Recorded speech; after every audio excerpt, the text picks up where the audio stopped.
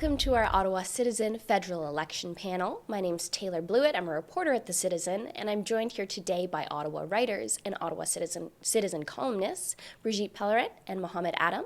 We'll be talking about how the federal election campaign is playing out locally as we are now past the halfway point between the official start of the campaign and voting day on October 21st. So just to set the stage a little bit, Ottawa, it was engulfed by a red wave, really, in 2015.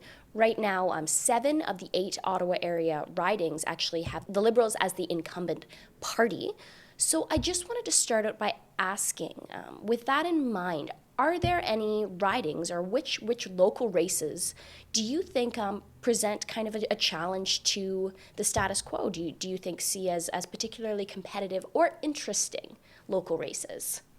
Oh, we start with the easy one, with the predictions, where that's simple. We're never going to be wrong about that. Yeah. If you look at the polls, they suggest that things should remain the same. There are very few writings in the city of Ottawa where they suggest that things are about to change. My guess, and that's just a guess, and if I'm wrong, I'll deny I ever said it, Ottawa Centre is the one I'm going to be watching because I know it's Catherine McKenna, Environment Minister. It's considered safe Liberal. And the polls are showing that, right? That the Liberals look like they're going to take it again. But I have been to a few events with the NDP, and I can tell you that the clapping and the size of the crowd suggests to me that there's some enthusiasm. Will that translate into votes? I don't know yet. But that candidate, Emily Taman, is very, very strong locally. I mean, she's an established jurist with a lot of experience.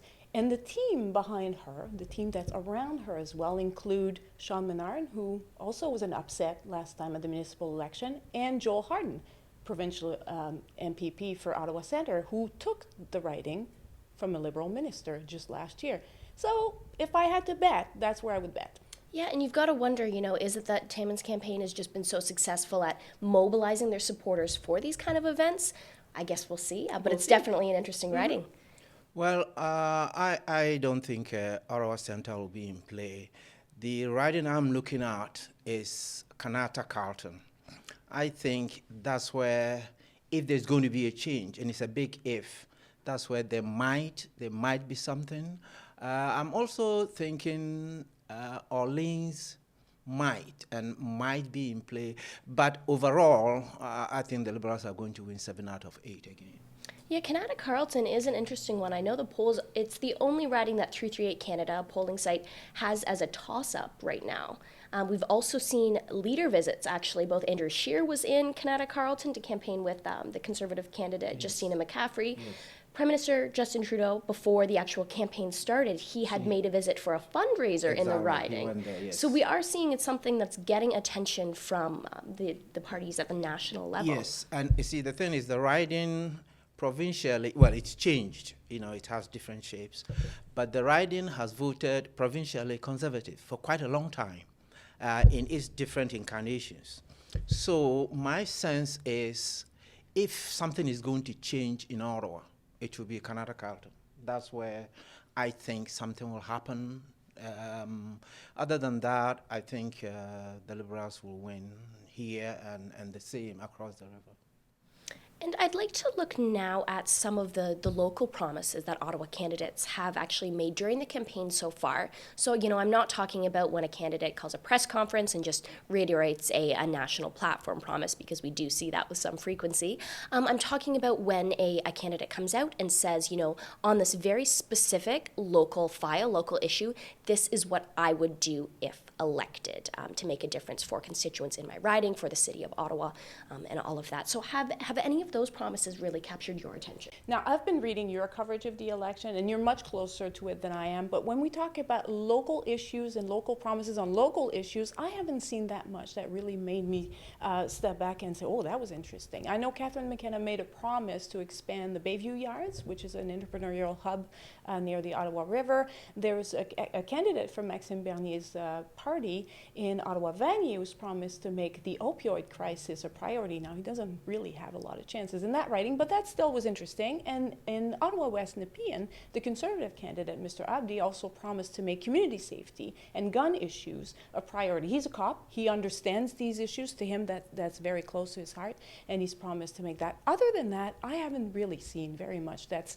really local promises on local issues, and I'm kind of disappointed by that. Yeah, it has been interesting to watch that. I'll just note quickly, Catherine McKenna has at least been good at she's made several of these local commitments. We see her talking about the Prince of Wales Bridge. Exactly. We've heard her on Bayview Yard. She's also talked about getting single-use plastics out of federal government buildings as quickly as possible, and would do that specifically for Ottawa because we have so many museums, Parks Canada sites, that kind of thing.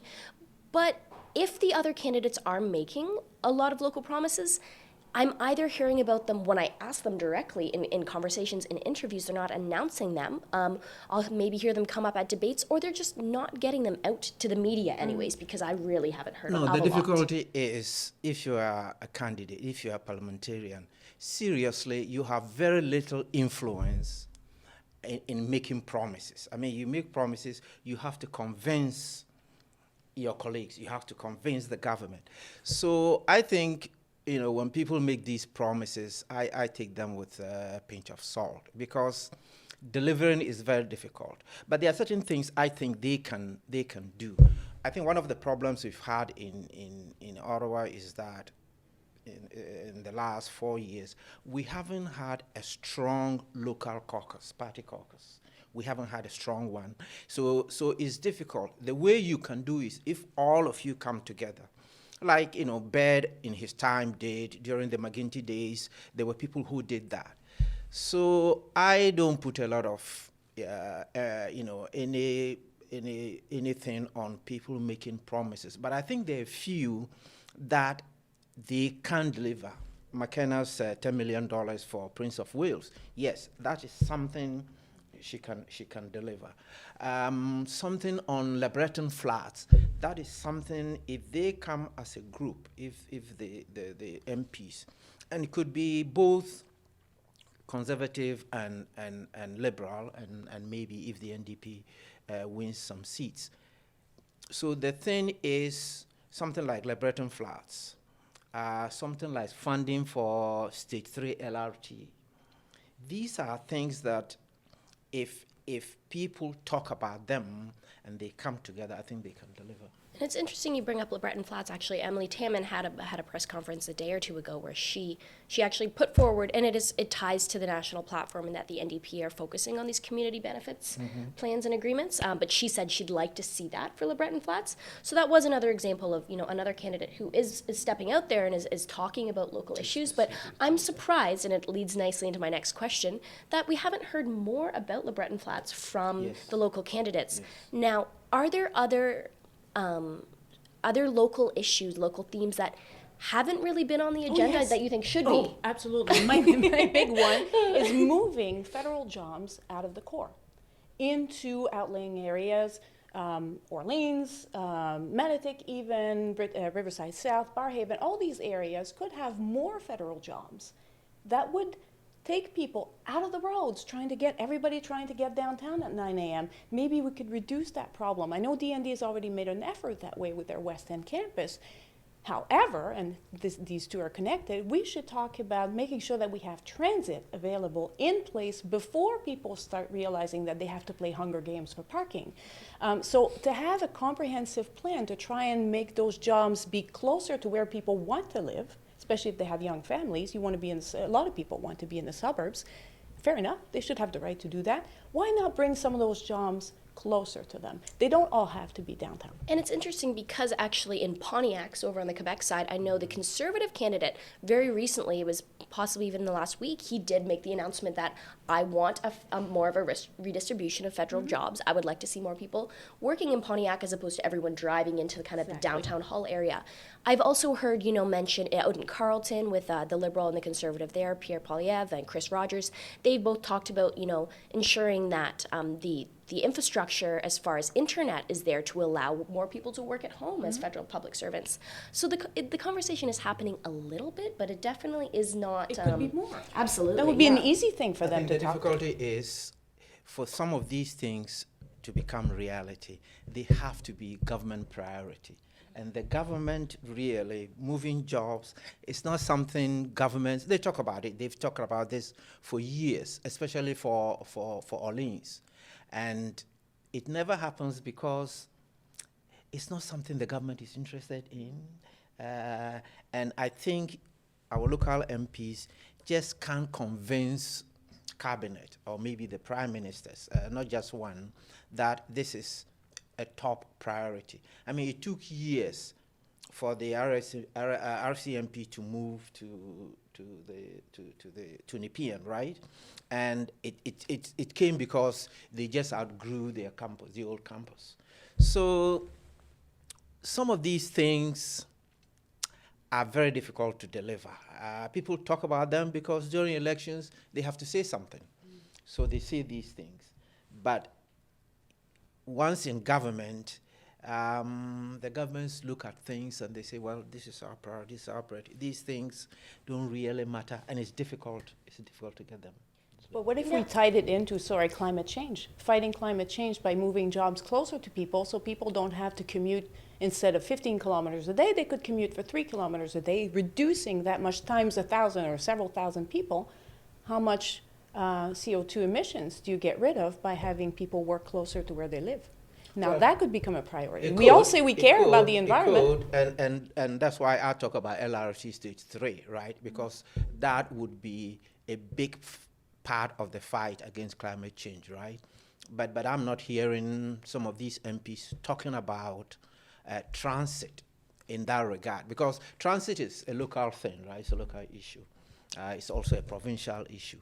But if you, like you said, if you tie it to climate change and look at something like light rail, I mean, stage 1 is good, stage 2 is coming. I think we have to talk more about stage 3 in terms of climate change.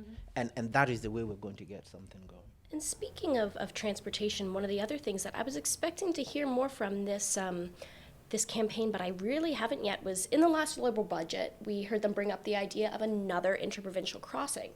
And they weren't talking about, what Catherine McKenna has just recently proposed for Prince of Wales as pedestrian and cycling. She was talking about another crossing for vehicles.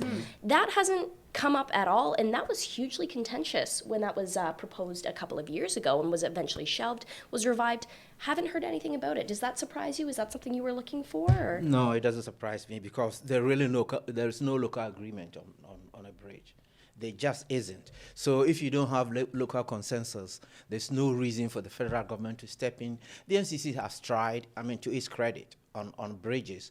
But I think the problem now is people don't think we need bridges. If you're talking about climate change, you don't need bridges for cars, right? And that's why LRT is what we should be thinking about. Getting a new bridge in Ottawa is going to be a very, very difficult problem. Yes, apart from this thing about climate change, there is just no agreement. Ottawa wants it here, Quebec wants it there. It will never happen. Similar problem has happened in Montreal with the third link, not to get this discussion too far away from Ottawa, but the federal government may not want to get into another battle like this, where exactly the same problem is in Montreal. There's just no agreement as to where it should be or whether we should have one in the first place. We should all reduce dependency on cars. Well, then why have another bridge? And I want to bring up, for my final question, this comes up whenever we're talking about election, no matter at what level of government. When you're going to the ballot box, are you casting your vote based on the party's platform or your impression of the merits of the local candidate? Now, I don't want you to, you don't have to reveal who you'd be voting for, but when you actually go to vote, what do you weigh most heavily?